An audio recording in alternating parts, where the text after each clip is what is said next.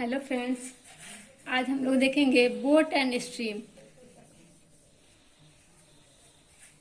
Boat and stream boat and stream का question हर competition में एक क्वेश्चन रहता ही है। नाव और धारा, नाव और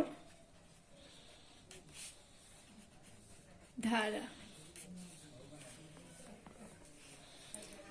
नाव और धारा में क्या है,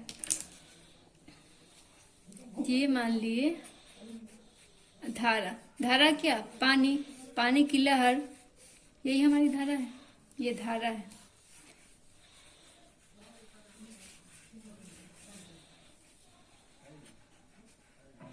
भी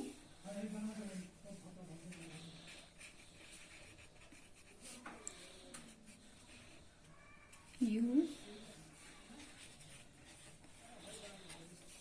बोट, ये हमारा बोट है और ये धारा है। धारा के ऊपर ही बोट चलती है, कोई भी नाव। तो ये धारा की लहर, धारा की लहर है, जिस डायरेक्शन में है बोट उसी डायरेक्शन में आगे बढ़ रही है। तो इसमें क्या लिखा रहता है, इसमें निकालना क्या होता है, हमको स्पीड निकालना होता है। स्पीड बराबर डिस्टेंस बाय टाइम। स्पीड, इसमें अगर पूछे कि नाव की चाल क्या है, तो नाव की चाल है, नाव की अपनी कुछ चाल होगी। इसकी चाल अगर मान लिए कि बोट की चाल है, बोट का स्पीड है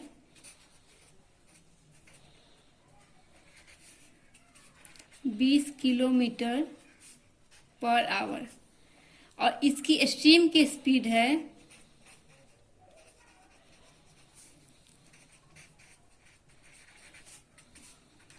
5 किलोमीटर पर आवर। तो हमसे क्वेश्चन में क्या पूछेगा कि पूछेगा शांत जल में नाव की चाल क्या है। शांत जल में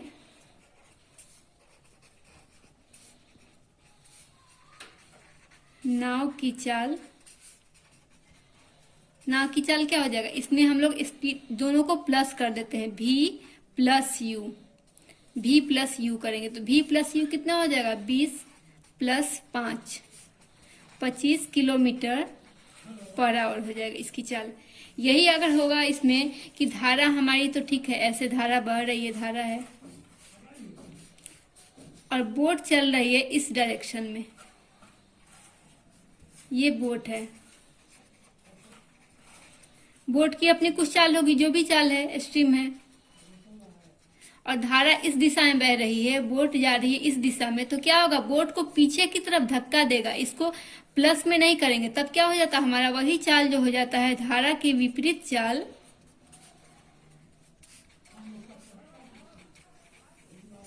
विपरीत चाल बराबर v माइनस यू बराबर 20 माइनस 5, 15 किलोमीटर पर आवर। ऐसा क्यों लिखे हम लोग, क्योंकि धारा की अपनी चाल है। तो साइकिल हम लोग चलाते हैं, अगर हवा चल रही है तो हवा के डायरेक्शन में अगर हमारा साइकिल होता है तो स्पीड बढ़ जाता है, कम बार पेडल मारना पड़ता है, तो स्पीड साइकिल का अपने आप बढ़ते जाता है। लेकिन विपरीत दिशा में करते हैं, अगर साइकिल हम लोग चलाते हैं तो धारा क्या होता है, इसमें हवा जो पीछे की तरफ उसको खींचती है, तो हमारा स्पीड अपने आप कम हो जाता है, इसलिए यहाँ पे स्पीड में घट जाता है। इसमें क्या पूछेगा, विपरीत चाल पूछेगा, प्रतिकूल चाल पूछ सकता है धारा के, और इसमें पूछेगा धारा के अनुकूल चाल हो या फिर धारा के साथ चाल, तो आप v प्लस यू करेंगे इसमें।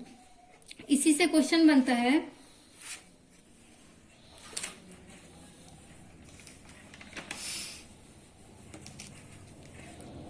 बोल रहा है एक नाव धारा की दिशा में एक निश्चित दूरी तय करती है और वापस लौटती है। इस दौरान धारा की दिशा में लिया गया समय विपरीत दिशा में लिए गए समय का 2/5 गुना है, तो दोनों स्थिति का रेशियो निकाले।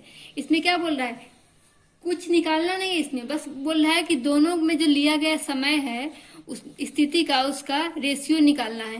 पहले में लिया गया समय दूसरे का 2/5 गुना है, यानी क्या बोल रहा है, v प्लस यू पहले गया होगा, किसी भी जगह पे गया होगा, तो क्या जाएगा, धारा की दिशा में गया होगा a से b, ये डिस्टेंस है।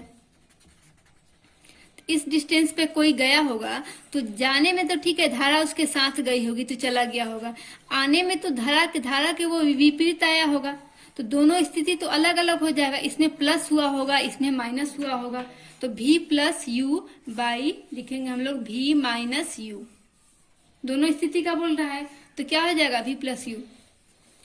तो ये क्या कर रहा है, 2/5 है, तो दूसरे का 2/5 बोला, यानी पहला कितना है, इसमें बड़ा वाला होगा वही पहला होगा, 5 है यहाँ, ऑब्वियसली यहाँ v प्लस यू है तो 5 तो इसी का वैल्यू होगा, तो 5 यहाँ लिखेंगे और नीचे लिखेंगे 2/5 गुना बोल रहा है, तो क्या हो जाएगा इसमें इसका हो जाता है रेशियो निकालने में डायरेक्ट कर देते हैं कि अंश और हर को जोड़ के ऊपर लिख दीजिए, तो 5 और 2 कितना 7, और नीचे में अंश में से हर को माइनस कर देते हैं, तो 5 में से 2 गया तो 3। इसका डायरेक्ट आंसर आप निकाल के ऐसे लिखिए 7:3 आंसर। दूसरा क्वेश्चन देखिए, बोल रहा है कि ठहरे हुए पानी में किसी नाव की चाल 4 किलोमीटर पर आवर है, यदि धारा के विपरीत उसकी चाल 2 किलोमीटर पर आवर है तो धारा की गति क्या है। बोल रहा है नाव की चाल कितना है, नाव की चाल बराबर 4 किलोमीटर पर आवर है। बोल रहा है धारा के विपरीत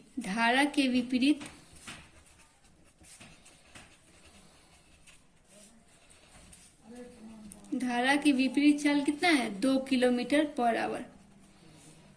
तो धारा की गति निकालना है, धारा की गति बराबर नाव की चाल है 4 किलोमीटर और धारा की विपरीत चाल है 2 किलोमीटर, यानी कि धारा उसमें सपोर्ट नहीं की है तब उसका कितना है 2 किलोमीटर चाल है, तो धारा की गति कितना होगा 4 अगर टोटल है तो धारा उसमें से माइनस हुआ होगा तभी तो विपरीत चाल निकला है उसका, तो 4 माइनस 2 बराबर 2 किलोमीटर पर आवर। इसको समझिए ऐसे, नाव की चाल है 4 किलोमीटर, ये धारा है, ये नाव है, नाव की चाल है 4 किलोमीटर पर आवर, ठीक है। बोला धारा के विपरीत चाल है 2 किलोमीटर, तो इस स्थिति में गया है तो इसका चाल कितना है, नाव की चाल है सिर्फ 4 किलोमीटर, धारा के विपरीत, तो धारा के विपरीत आया होगा तो धारा वाला जो है इसमें से माइनस हुआ होगा क्योंकि धारा तो सपोर्ट की नहीं होगी, पीछे की तरफ खींची होगी इसको, तो नाव की चाल में से धारा की चाल को माइनस कर देंगे विपरीत चाल को, क्योंकि 4 ही है टोटल तो 2 ही होगा ना, अगर विपरीत चाल को माइनस करेंगे तो 4 माइनस 2 कर दिए तो 2 किलोमीटर आंसर। उसके बाद देखिए एक बोल रहा है कि एक नाव 8 घंटे में 40 किलोमीटर धारा के प्रतिकूल तथा 6 घंटे में 36 किलोमीटर धारा की दिशा में जाता है, तो शांत जल में नाव की चाल क्या है। 40 किलोमीटर जाता है 8 घंटे में धारा के प्रतिकूल का मतलब क्या है, उल्टा, धारा के अनुकूल नहीं है, धारा दूसरे दिशा में है और नाव किसी दूसरे दिशा में जा रहा है, तो उसको कितना लग रहा है 40 किलोमीटर की दूरी तय करने में 8 घंटा टाइम लग रहा है, और 6 घंटे में वो 36 किलोमीटर की दूरी तय कर ले रहा है, क्योंकि धारा उसको उसमें सपोर्ट कर रही है, तो सपोर्ट करने में कम टाइम लग रहा है। तो क्या हो जाएगा, स्पीड बराबर क्या होता है, स्पीड बराबर होता है d/t, फॉर्मूला यही होता है। तो अप स्ट्रीम यानी कि कितना, धारा के साथ चाल, तो लिख लेंगे धारा के साथ चाल, धारा के साथ चाल कितना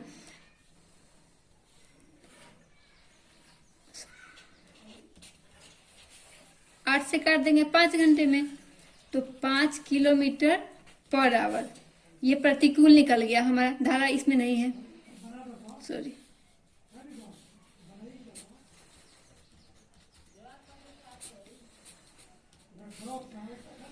और धारा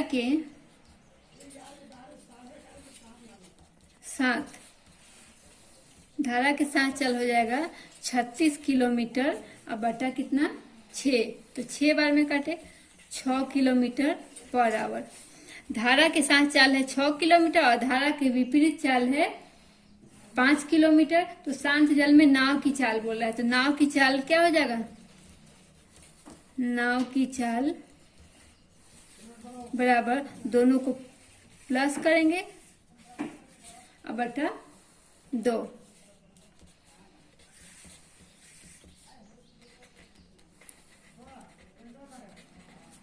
दोनों स्थिति में बताया तो हमको नाव की चाल निकालना है, तो नाव की चाल के लिए क्या करते हैं, दोनों को प्लस कर दिया बटा में 2 गया। आज हम लोग देखते हैं सबसे इम्पोर्टेंट घात और घातांक का क्या है।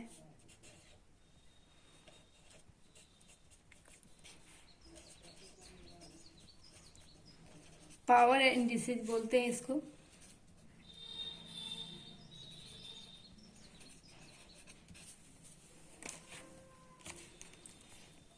जैसे क्या होता है, पहला देखिए रहेगा a into A into A into A into ए,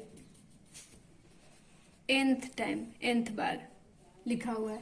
इसका मतलब क्या हुआ कि a का पावर जो है, a का पावर है n, हमको मालूम नहीं है कहाँ तक जा रहा है, ये n बार जा रहा है, तो ये क्या हुआ, a to the power n हुआ, n बार है ये, nth बार, यानी कि हमको मालूम नहीं है कि संख्या कहाँ तक जा रहा है, तो हम सीधा इसको लिख देंगे a to the power n। अगर यहाँ पे होता 5 गुना 5 गुना 5 गुना 5 n बार, तो क्या लिखते हम, इसको लिखते, क्या लिखते हम, 5 टू द पावर n, क्योंकि 5 कितनी बार रिपीट कर रहा है ये हमको मालूम नहीं है, n बार जा रहा है, तो 5 टू द पावर n, यानी कि n हमको मालूम नहीं है, वो वैल्यू को डिनोट कर रहा है n। यहाँ पे अगर होता हमारा 5 गुना 5 गुना 5 गुना 5, तो क्या लिखते हैं हम, 5 टू द पावर क्या लिखते, 1 2 3 4, 5 का पावर 4 लिखते, क्योंकि हमको मालूम है यहाँ 5 जो है वो 4 बार है, 5 जो है 4 बार लिखा जा रहा है, तो पावर में बेस सेम है सबका, इसलिए नीचे बेस आधार, ये इसको आधार बोलते हैं, और ये हुआ पावर, पावर ये इसका घात हुआ। तो ये 4 बार है, तो इसको हम 4 लिख दिए, और नीचे बेस है, इसको आधार लिख दिए, आधार सेम है इसलिए एक बार लिख के इसका पावर करके इसको शॉर्ट फॉर्म में ऐसे लिख लेते हैं। सेकेंड देखिए, अगर हो a to the power m into a to the power n बराबर क्या होगा, a to the power m into a to the power n। इसमें क्या दिख रहा है हमको, दोनों का बेस सेम है, a to the power m है और a to the power n है, लेकिन पावर अलग है। अगर बेस सेम हो पावर अलग हो तो बेस पे लिख लेंगे a to the power m plus n, ऐसे लिखते हैं। ए टू, बेस दोनों का सेम है इसलिए हम लोग बेस 1 लिखते हैं, और गुना में पावर जुड़ जाता है इसलिए m प्लस n कर दिए, m प्लस n। इसको अगर जैसे लिखा हो 5 का पावर 3 गुना 5 का पावर 2, तो क्या लिखेंगे, 5 का पावर 3 प्लस 5 का पावर 2 बराबर 5 का पावर 5, 3 और 2 को जोड़ देंगे तो 5 का पावर 5। ऐसे ही अगर हो a to the power m भागा a to the power n, तो क्या लिखेंगे, यहाँ पे क्या था हमारा, गुना था, दोनों बात सेम है, यहाँ पे क्या है, भाग है, तो गुना में पावर जोड़ देते हैं, वैसे ही भाग में पावर हो तो घटा देते हैं, m माइनस n कर देंगे। बेस सेम है तो इसलिए a लिख दिए, और पावर अलग अलग है तो m माइनस n हो जाएगा, ये क्यों भाग का साइन है तो भाग में घट जाता है। एग्जाम्पल से इसको समझे, जैसे इसमें दिया हो 4 का पावर 4 और भागा 4 का पावर 2, तो क्या लिखेंगे, 4 का पावर 4 बेस है तो 4 लिख दिए, और 4 और माइनस 2 बराबर 4 का पावर 2, तो 4 का पावर 2 का मतलब क्या हुआ, 4 गुना 4, 4 2 बार, 4 चौका 16, ऐसे।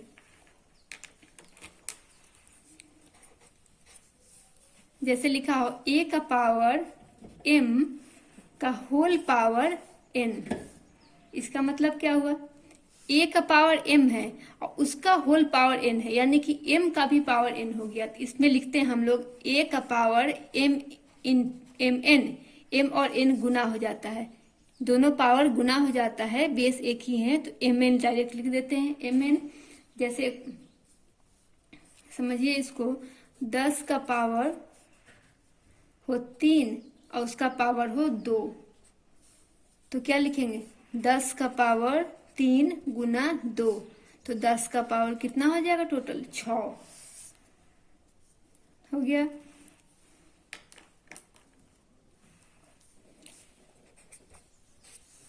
जैसे हो a बाई बी का पावर n बराबर a बाई बी का पावर n बटा में है लेकिन होल पावर n है। इसका मतलब क्या है, ये जो n है ये a का भी पावर है और ये जो n है वो b का भी पावर है। आप इसको ऐसे भी लिख सकते हैं,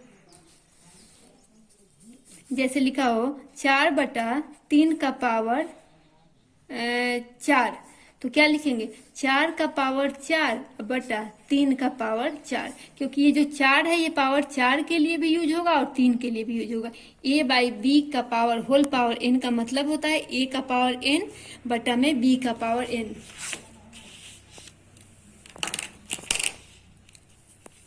सिक्स रूल देखिए, a गुना b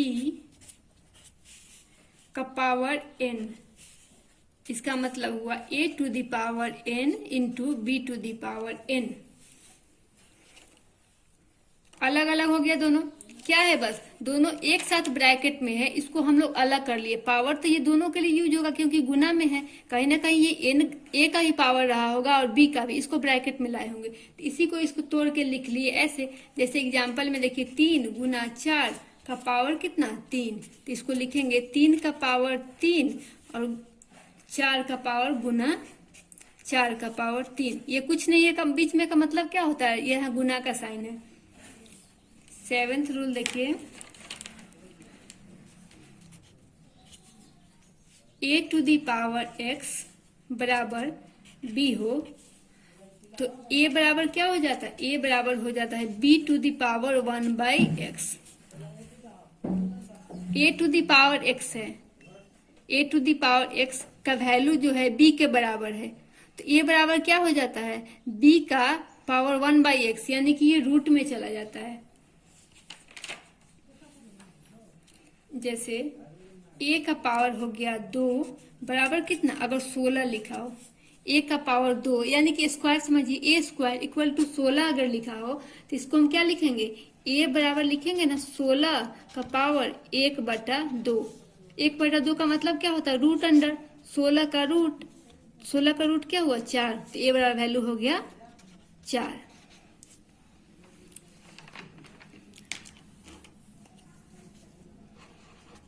एट में है a to the power x into a to the power y divided a to the power z। क्या होगा, ये दोनों गुना में है और ये भाग में है, तो हम लोग ऊपर में क्या पढ़े थे, गुना में पावर जोड़ देते हैं तो a का पावर क्या हो जाएगा, बेस तो तीनों का सेम है, तीनों में a है लेकिन पावर तीनों का x y z अलग अलग है। दो गुना में है तो जिसका गुना में है उसको प्लस करेंगे, x प्लस y कर देंगे, और जो भाग में है उसका पावर घट जाएगा तो माइनस z कर देंगे। इसको वैल्यू से समझते हैं, अगर हो 7 का पावर 3 गुना 7 का पावर 6 डिवाइडेड 7 का पावर 2, तो क्या लिखेंगे, 7 का पावर तो लिखेंगे, बेस तो 7 ही लिखेंगे, 3 प्लस 6 और माइनस 2, तो 6 3 9, 9 में से 2 गया तो 7, 7 का पावर 7, ये आ गया। 9th में देखिए, अगर a का पावर लिखा हो a का पावर n बराबर b का पावर n, अगर ऐसा लिखा हो a का पावर n b का पावर n बराबर, इसमें क्या दिख रहा है हमको, इसमें दिख रहा है हमको कि बेस अलग है, दोनों का बेस अलग है लेकिन पावर दोनों का सेम है, दोनों n है, तो इसमें क्या हो जाएगा, अगर पावर n है बेस अलग है तो हमारा हो जाएगा a हो जाएगा, a बराबर हो जाएगा b के, a है b के बराबर हो जाएगा।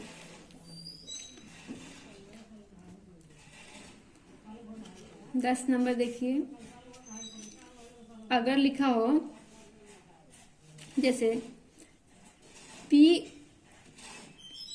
का पावर 4 बराबर q का पावर 4, तो क्या लिखेंगे, इसमें दोनों में पावर सेम है लेकिन नीचे अलग है, बेस अलग है, तो हम लिख सकते हैं ना p बराबर q।